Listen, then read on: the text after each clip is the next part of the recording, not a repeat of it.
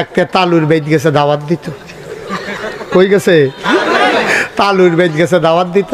তো তালুয়ে ফুতরা রে ভাইয়া কইছে ফুতরা বল, না না না না মুরব্বীর সামনে মা উইয়ে বেড়ায় কইতাছে ফুতরা বল না, অসুবিধা কি? সে আরো টান দিয়া ফুতরারে বয় তো নিচে তো উবুত্তুয়ে ফুটে গেছে গা। ও মরে গিতা এবার দিছে আরো বয়, ওই যে টাইট ফ্যান্ট যে বেহা হইতো লইছে পরে বেহাটা রইছে না, তো দুপুরের সামনে দিকে ফুটে গেছে। আমার কলিজার টুকরো যুবকগুলা, তোমরা একটু খেয়াল করো, তোমরা আমার শত্রু না। আমি যে তোমরা কি মায়া করি, আমি যদি কলজাটা কাটটা বার করতাম পারতাম, দেখলো ওই ফুরাটা কলজার মধ্যে যুবক যুবক যুবক যুবক যুবক যুবক যুবক যুবক যুবক যুবক হুদা যুবক লেহা সুবহানাল্লাহ কয় না। আমি যুবকটির এত মায়া করি, অনেক জায়গাত আমি সিহন ফলাফাইন দেখলে বন রুটি আর কলা কিনে বেড়াইয়া খাওয়াই, এটাতে যখন শরীরে একটু ফুনফুন্য হইয়া উঠে।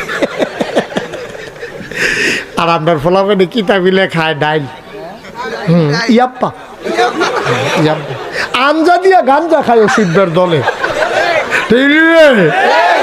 খাইয়া শরীরে হুগাইয়া বসমিচ্ছে হইয়া গেছে গা।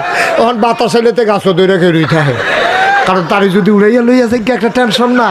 সেদিন কংসনগর বাজারে কুত্তায় খেপখান দিছে, তে ফাল থেকে পানি ফেলে গেছে।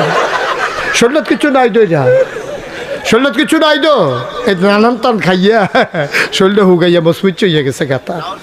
মুসলমানের ফুতাই তৈবা বাঘের বাচ্চার মতো, মুসলমানের ফুতাই তৈবা বাঘের বাচ্চার মতো। আরে বড় ফুন্ডু বিষ্টা দিয়ে কি আপনি আলিগড়ুন না বেড়াইছি আমরা, ঠিক কি না কও? এই যে ইন্ডিয়ার তারা ফটোর ফটোর করে দৌড়াটা দিলে না একটা পাইব কি কারবার যাইতেছে, তারা তো মনে করছে আপনার দেশ বড়। হ্যাঁ কেন বড় সড়ো হোমান করে লাগে দেখবা বড়,